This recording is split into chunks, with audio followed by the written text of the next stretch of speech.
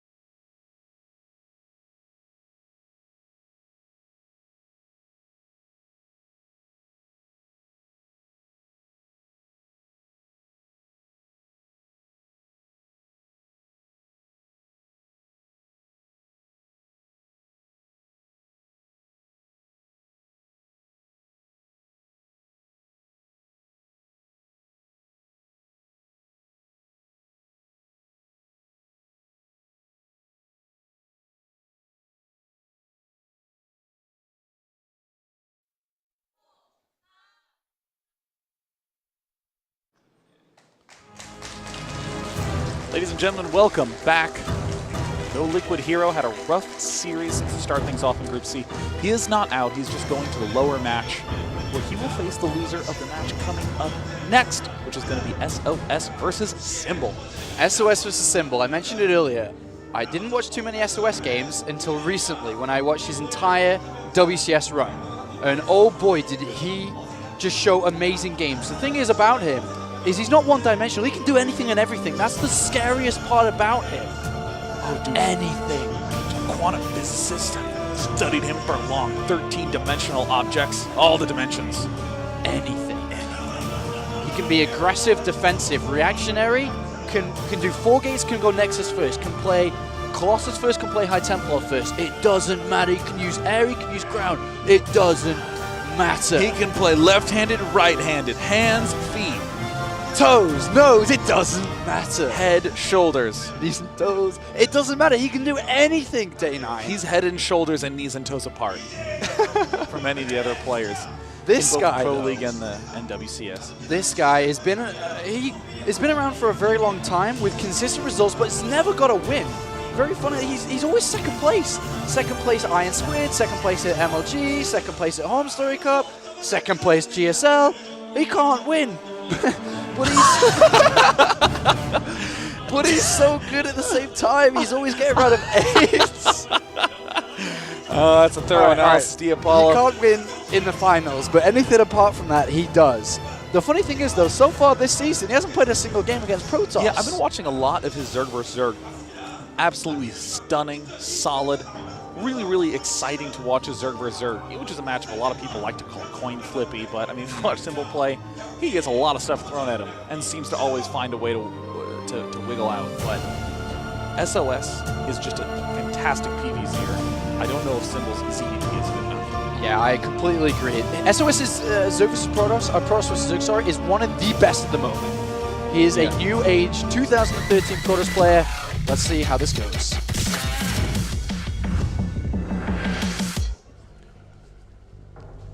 All right, we're getting ready. Round of 16. Group C, Match 2, Symbol versus SOS. Down here in the bottom right as the red Protoss player. Arguably one of the best Protoss players across the entire globe at the moment. It is, of course, SOS. Fantastic results so far this season, Day 9. Against pretty much any race, every race. And there he is, the handsome fella from Wujing Stars. Now, his opponent, who's shown incredible, consistent form for many years now, but primarily in the Zerg vs. Zerg matchup, has quite an uphill battle ahead of him. Azubu's Symbol. Interested to see what sort of trickery he'll have up his sleeve, because I think Zerg has sort of been pigeonholed as the non-tricky race. I think Zerg, especially against Protoss right now, are in a bit of a difficult position. I don't think they really know exactly what they're doing at this point, especially against, I like to call it, the new age Protoss style that SOS has been developing with a couple of other players around. Reverse Fun Day Monday, cast in each other's accents. Look, have fun. All right, well, I've got something to tell you. I really, really can't do American accents. Really? You can't? I can't. I'm very bad. I can talk exactly like you. I know you can. That's the scary part. I can talk like identically. Really? Go on then. Be me. Be me for the next sentence. Right, hello, look at me. I'm Diapollo, and I like casting Starcraft in my trousers. Can't top it. Can't top it. All right, I'm ready. Not even going to try. All right, no, I'm ready. I'm ready. I'm ready for the Day 9. I can't do it. I'm actually terrible at accents. I've only got one. It's this one. I mean, your accent repertoire is actually very similar to the Zerg opening repertoire that they have against Protoss. It's very limited. Very limited. It puts them in a rough spot and is embarrassing. I wouldn't go that far. It's not that bad of an opening. But back to the point I was trying to make is that SOS will play this game and his army composition without Stalkers. I think this is something that's really been out there as of recent. Yeah, I mean, the Stalkerless play, I mean, especially I mean, I hate to say it, but the strength of Zealot Archon is actually just so prevalent now. I mean, Stalkers used to be the linchpin of any PvZ composition. And wow, look at this. He's already putting 3 back in gas. I mean, normally the reason why you just have 2 in gas is that you have just enough for the Mothership Core and just enough for the Warp Gate. With a little bit later, maybe a Stalker, maybe not, that sort of thing. But I mean, even in this circumstance, a lot of people do have a tendency to skip out on that first Zealot in favor of an earlier Nexus. So it does look like there's going to be some hints of aggression, but what is SOS going to do with all that extra gas? There's a number of options. Well, I think you'd want to get a Sentry out quite fast behind this. Yeah. Especially to get the Hallucinated Phoenix down quite early in this game. He needs to figure out exactly what his opponent is doing. But we'll see. I mean, he hasn't spent anything yet, unless he's going to go for a super fast Stargate potentially before anything. Okay, there it is. Look at that. Before Warp Gate, before 4 Sentry. 30 seconds. God, that's early. Fast. Now, he can only get 2 more buildings in this process, which is why the Stargate is actually part of the wall off. He's going to have to get a pylon up at that north edge, and then he can build a gateway, and then that's basically it. He really can't even afford to get, say, another forge or any of the other traditional buildings you'd want. Normally you're thinking 3 gates and a forge. He's probably going to go for just 1 gate or 1 forge or something along those lines. All right, well, we'll see now as the wall is available to be filled in, and there's a single forge coming down. So just off 1 gateway here. What unit does he build straight from the Stargate? Definitely is the it Phoenix? Definitely, yeah. All right, there it is. I mean, oh, sorry, go ahead. No, I mean, this is the sort of thing that's basically saying I'm going to begin getting all these buildings up, and with a little bit of proper scouting, I know I've beat you to Zergling speed. All right, I like this addition from Symbol here. He's continuing to get gas, and he's got Overlord speed on the way. And he's going to want to poke in there to find out what exactly his opponent's doing. But Symbol, I mean, like I said earlier, he hasn't actually played any games against Protoss this season, so I really don't know what to expect from him. I watched a couple of games that were a bit older, over a month old, but to be honest, they weren't very relevant to the recent, strategies within Zerg versus Protoss. Yeah, so yeah. I have no idea what to expect from him today. Now, what I'm looking super closely at this point, oh, there it is. We're starting to see the Evolution Chamber go down. It looks very much so like he's hinting towards that very fast melee carapace upgrade thing. Now, wow, he's even getting a cannon in there. SOS, see, this cannon has really screwed up his gas income at his expansion. Normally, you'd want to be throwing down a robotics facility soon. He is not going to have a robo facility anytime soon at all, which means these Phoenixes are going to have to be sensational in terms of their damage output. Slowing down his opponent, ideal goal here. 1 Zergling gets killed off there, maybe another one, maybe not. But the Phoenixes, yeah, they're going to have to do damage. And slowing his opponent down, getting Overlords, getting drones, even the Queen if he can find it. Okay, so we know what Symbol's going to do. Yeah. With the +1 melee coming down, he will be looking most likely here towards Ultralisks, just to get the melee upgrades down. Another style that has come out recently again is going straight to Broodlords. Getting these, especially if not scouted, because the upgrades, of course, affect Ultralisks and Broodlings, but it really depends on how well you hide it. Because if you think about the army composition you need to deal with Ultralisks, it's the complete opposite to deal with Broodlords. Ooh, wow, look at this. SOS, very smart move. He's going for the Nexus. He knows going for the cannon, I was just saying earlier, completely botches your ability to get those 2 geysers up anytime early at all. So great, SOS just going to go straight for the Void Ray. He has these 4 Phoenixes to be able to harass. 4 Phoenixes with 1 lift can kill off a Queen. And then he's just going to be going straight into probably a Sky Protoss. Yeah, he's a big fan of going Sky Protoss, so I wouldn't be surprised to see a second Stargate come down. There it is. Wow, there's 2 more. Yeah, so going definitely here. At this point, you probably want to start getting +1 air weapons and also probably +1 shields. Especially if you're going to, commit to going Stargates, which he is at this point. So I'd expect that to follow down shortly here. He's very limited on the gas he's got. Spending it in multiple directions, getting these double Stargates down. And a couple of Zerglings do try to run past. They do now know what's going on for the first time. They've only just spotted that Nexus, and it's, I don't know, 90% complete by the time he spots it. And he also sees the Stargates. He knows exactly what he's playing against here, Symbol does. Now, this is an interesting choice. What do you go for? Infestation Pit. Symbol, So this could be what we saw earlier from Gangho, a similar style, potentially.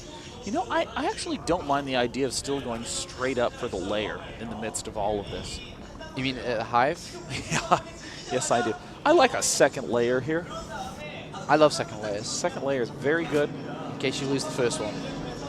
It's always good to have the backup plan. All right, so, I mean, what does he try to hit, though? Does he go Ultralist still? There's 3 Stargates. There's a lot of Void Rays that can come out.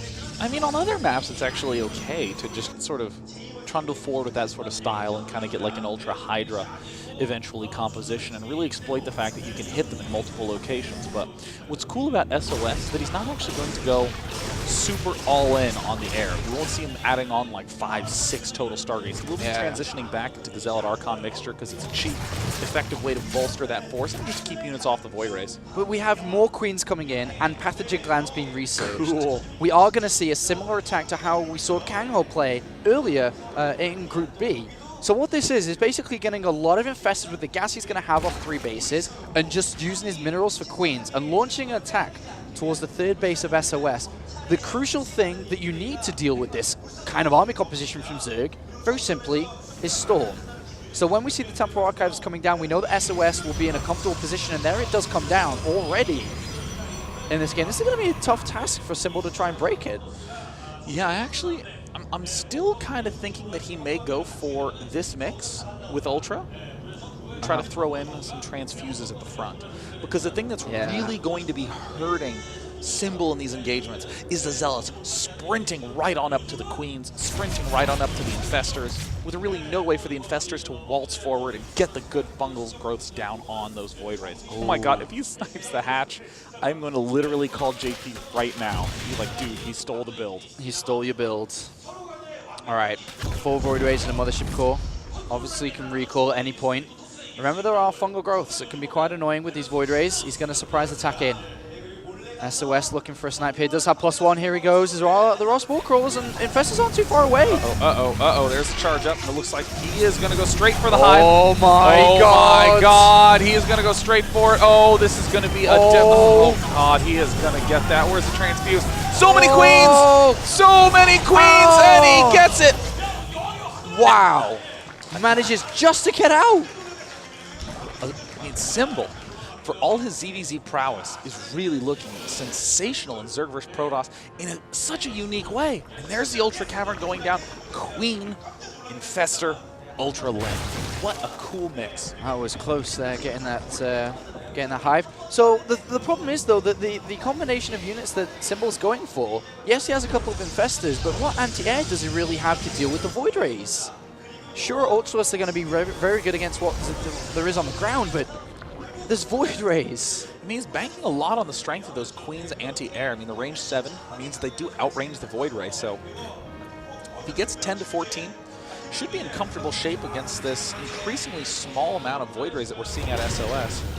The second robotics, or was that the first robotics we've seen in this game?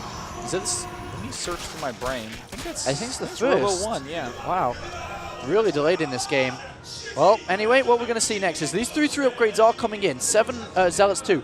SOS is very strong at this point. He doesn't have the best upgrades, but it doesn't matter if he's got the right units. More so. He's trying to strike before the Ultralisk gap. He's filling 5 Queens at once. Symbol. Knows exactly the composition he's going for. We haven't really seen this that much in gameplay. This is a very exciting first look at this hyper-modern ZVP style. He can feed back these Queens and Infestors, depending on where his high tempo are at the point. Zealots are going to get in. Ultra's not quite out yet. It looks like Symbol is in complete retreat mode right now. Yeah, and that base goes down immediately down south, and SOS is going to move up north here. Where are the Ultras? 8 of them are coming. Gosh, oh my god, SOS is striking at the exact perfect moment. The Ultralists are well out of position right now. And well, look at the Ultralisk just going to go down so fast with these Void Rays and Zealots. Oh my god, he's just target firing them. That's so crazy. Oh my god, SOS dominates that in a matter of seconds. Storms directly on, feedbacks directly on. Symbol gets completely obliterated. Needed just 20 more seconds, Apollo. What a perfect timing from SOS, just demonstrating why he's one of the best Protoss players at this current point in the game. Crushing through Symbol. He's lost all his expansions. He's going to lose this north one. So just 4 Zealots. I don't need more than 4 Zealots up there to kill this off as he continues his domination in this game.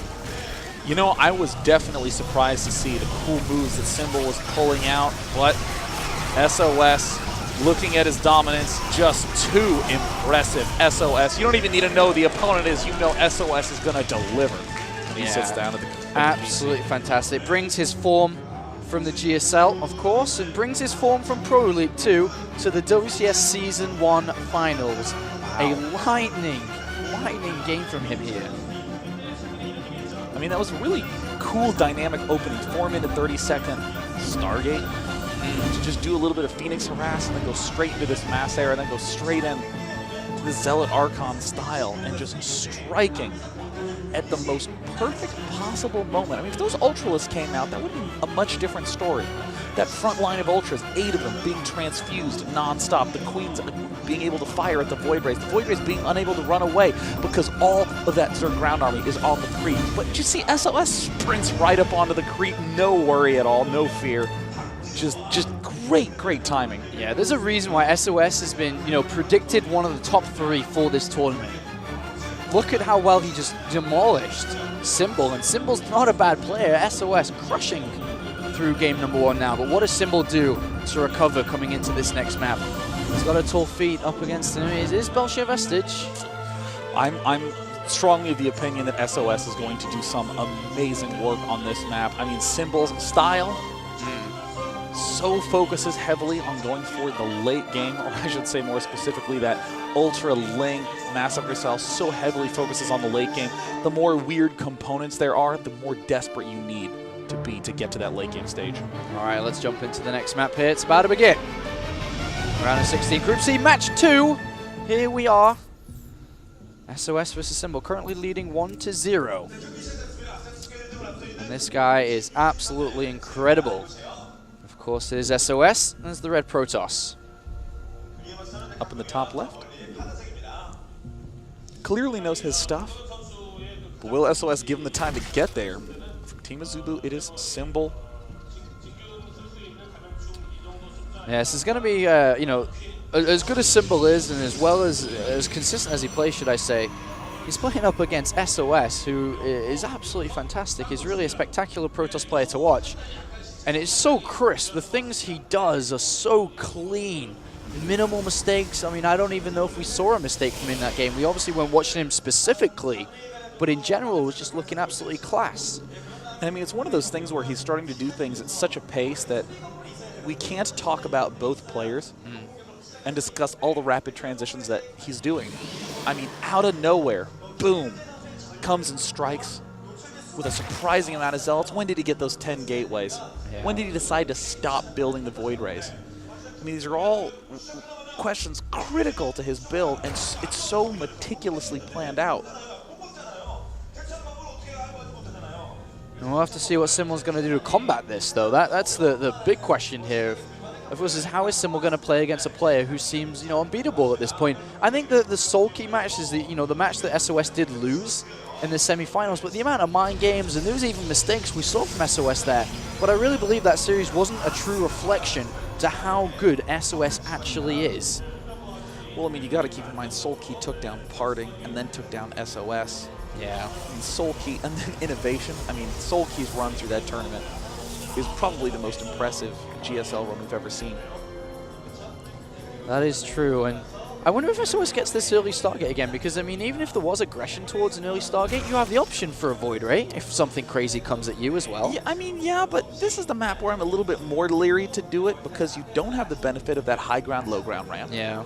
Many Zergs will decrease their percentage of all Inish openings because they think, well, I can't see up, so I don't know if it's guaranteed. This is open. I honestly expect he'll probably get additional gateways to follow up and then likely do some sort of light gateway pressure.